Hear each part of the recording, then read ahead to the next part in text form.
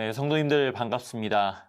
지금 어느 곳에서 이 말씀을 대하고 또 이 시간을 보내시든지 간에 그 자리가 하나님의 임재를 경험하시는 귀한 시간, 또 그런 장소, 그런 현장이 될 수 있기를 간절히 소망합니다.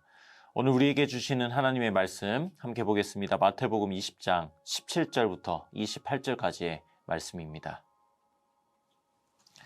예수께서 예루살렘으로 올라가시면서 12 제자를 따로 곁에 불러놓으시고 길에서 그들에게 말씀하셨다. 보아라, 우리는 지금 예루살렘으로 올라가고 있다. 인자가 대제사장들과 율법학자들에게 넘겨질 것이다. 그들은 그에게 사형을 선고할 것이며 그를 이방 사람들에게 넘겨주어서 조롱하고 채찍질하고 십자가에 달아서 죽게 할 것이다. 그러나 그는 사흘째 되는 날에 살아날 것이다. 그때 세베대의 아들들의 어머니가 아들들과 함께 예수께 다가와서 절하며 무엇인가를 청하였다. 예수께서 그 여자에게 물으셨다. 무엇을 원하십니까? 여자가 대답하였다. 나의 이 두 아들을 선생님의 나라에서 하나는 선생님의 오른쪽에 하나는 선생님의 왼쪽에 앉게 해주십시오. 예수께서 대답하셨다. 너희는 너희가 구하는 것이 무엇인지도 모르고 있다. 내가 마시려는 잔을 너희가 마실 수 있겠느냐? 그들이 대답하였다. 마실 수 있습니다. 예수께서 그들에게 말씀하셨다. 정말로 너희는 나의 잔을 마실 것이다. 그러나 나의 오른쪽과 왼쪽에 앉히는 그 일은 내가 할 수 있는 것이 아니다. 그 자리는 내 아버지께서 정해놓으신 사람들에게 돌아갈 것이다. 10 제자가 이 말을 듣고 그 두 형제에게 분개하였다. 예수께서는 그들을 곁에 불러놓고 말씀하셨다. 너희가 아는 대로 이방 민족들의 통치자들은 백성을 마구 내리누르고 고관들은 백성에게 세도를 부린다.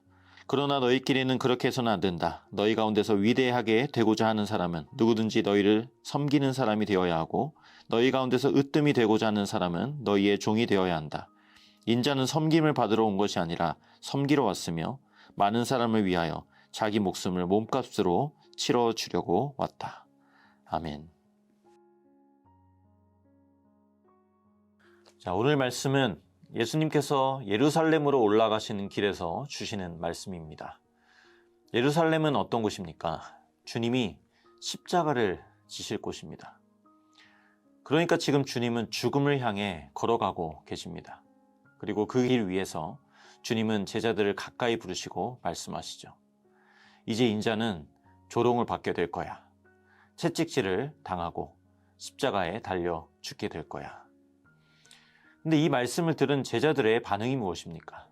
세베대의 아들들의 어머니가 나와서 말하죠. 주님, 제 아들 하나는 오른쪽에, 하나는 왼쪽에 앉게 해주세요.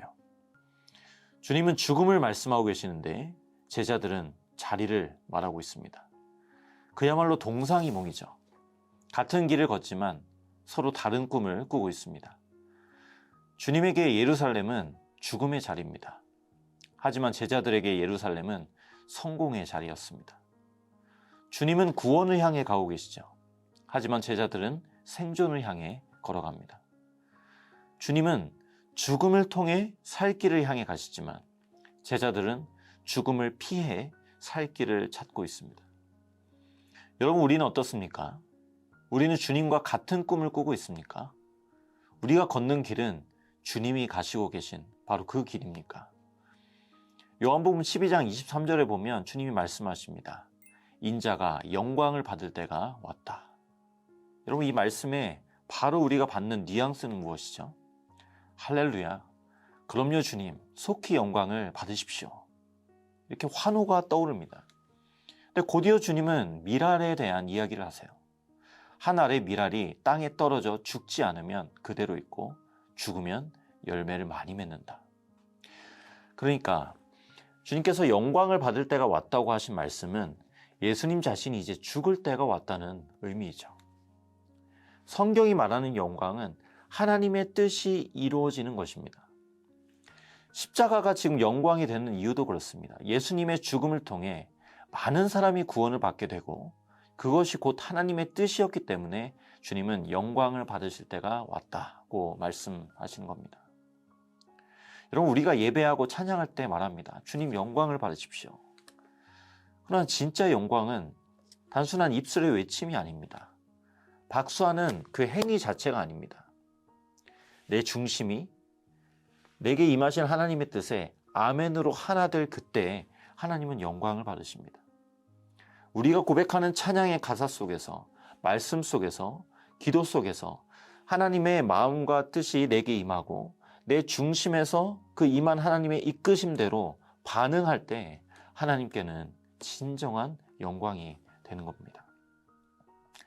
여러분, 제자들은 자리를 원했습니다. 성공을 원했고 힘을 더욱 원했습니다. 여러분, 힘 자체는 악이 아닙니다. 우리에게 주어진 건강도 힘이죠. 재정도 힘입니다. 지위도 힘입니다. 문제는 힘이 아니라, 그 자체가 아니라 힘을 사용하는 중심인데, 주님은 제자들의 그 중심을 지금 드러내십니다. 25절 말씀입니다. 너희가 아는 대로 이방 민족들의 통치자들은 백성을 마구 내리누르고. 세상 권세의 특징은 이겁니다. 위에서 아래로 누르는 힘입니다. 높은 자가 낮은 자를 부리는 겁니다. 그러나 주님 말씀하시죠. 27절에 너희 가운데서 으뜸이 되고자 하는 사람 너희의 종이 되어야 한다. 그러니까 하나님 나라의 권세는 찍어 누르는 힘이 아니라 아래로 흐르는 힘입니다. 섬기는 것이 힘이고 낮아짐이 진짜 권세라고 말씀하십니다. 세상은 높은 자리를 영광이라고 말합니다. 하지만 주님은 십자가를 영광이라고 말씀하세요. 이사야 53장 7절은 오실 구원자가 이렇게 하실 것이라고 예언을 했습니다. 그는 굴욕을 당하고 고문을 당하였으나 아무 말도 하지 않았다. 마치 도살장으로 끌려가는 어린 양처럼, 마치 털 깎는 사람 앞에서 잠잠한 암양처럼 끌려가기만 할 뿐 아무 말도 하지 않았다. 여러분, 주님은 왜 조롱당할 때 가만히 계셨습니까? 불의한 재판을 받고 그렇게 억울할 때 왜 침묵하셨습니까? 끌려가실 때 왜 그들에게 몸을 순순히 맡기셨습니까? 바로 그 길이 구원의 길이었기 때문이죠. 바로 그 길이 영광의 길이었기 때문입니다. 여러분, 다윗을 생각해 보시죠. 기름 부음을 받았습니다. 이미 하나님으로부터 왕으로 선택받았습니다. 하지만 하나님은 그 다윗을 곧바로 왕의 자리에 앉히지 않으셨죠.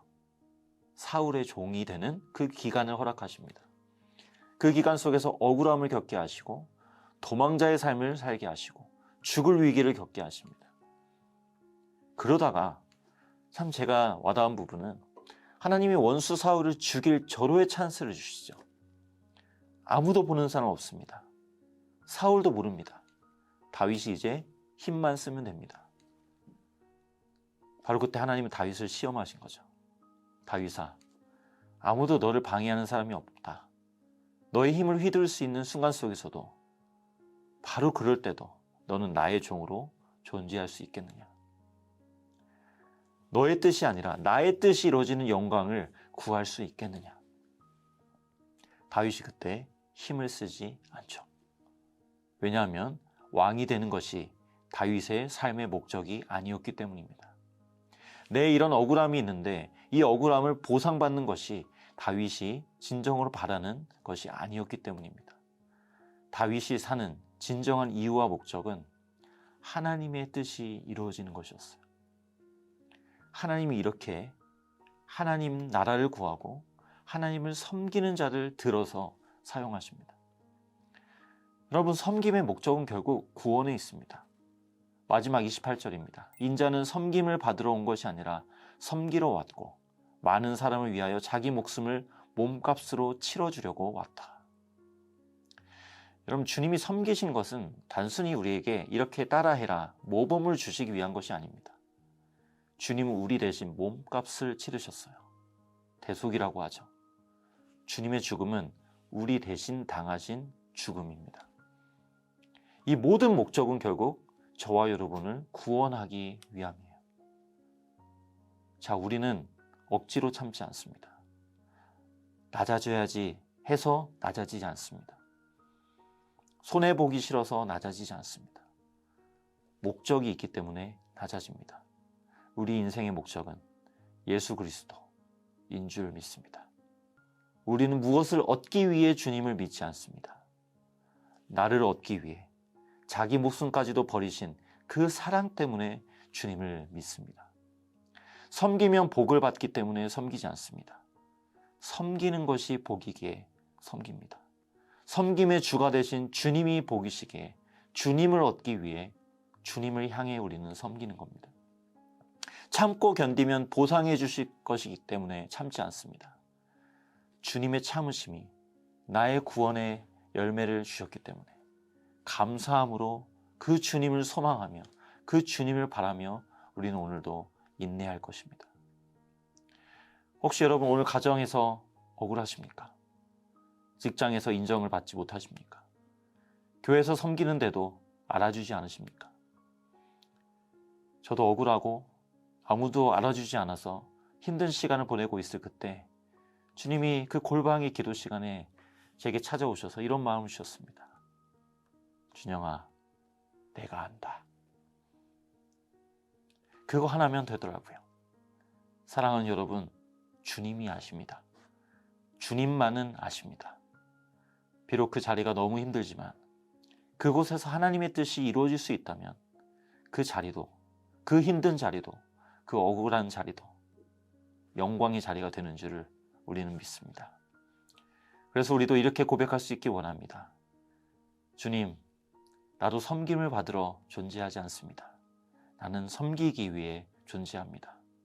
비록 내가 낮은 자리에 처할지라도 이 삶을 통해 하나님의 뜻이 드러날 수 있다면 그것이 제 인생의 최고의 영광입니다. 여러분, 이런 고백이 저와 여러분 모두의 고백이 될 수 있기를 주님의 이름으로 간절히 소원합니다. 기도하겠습니다. 하나님 아버지, 우리를 얻기 위해, 우리를 구원하시기 위하여 섬기신 주님, 조롱받으신 주님, 억울함의 시간을 감당하신 주님, 채찍질을 당하신 주님, 그 주님을 생각할 때 그 주님의 은혜와 사랑이 오늘도 나를 살게 합니다. 우리로 인내하게 하십니다. 그 주님의 그 모든 감당하심이 오늘 우리의 삶을 감당하게 합니다. 하나님, 오늘도 그 은혜 안에 머물 수 있도록 도와주시고 우리가 군림하기보다 섬기는 자리로 나아갈 수 있는, 그래서 오늘 하루 우리의 모든 삶의 현장 속에서 주님의 빛과 소금이 되어 그 영향력을 드러낼 수 있는 주님의 빛과 소금, 주님의 손과 발이 다 될 수 있도록 주님 은혜 더하여 주시옵소서. 예수님의 이름으로 감사드리며 기도드립니다. 아멘.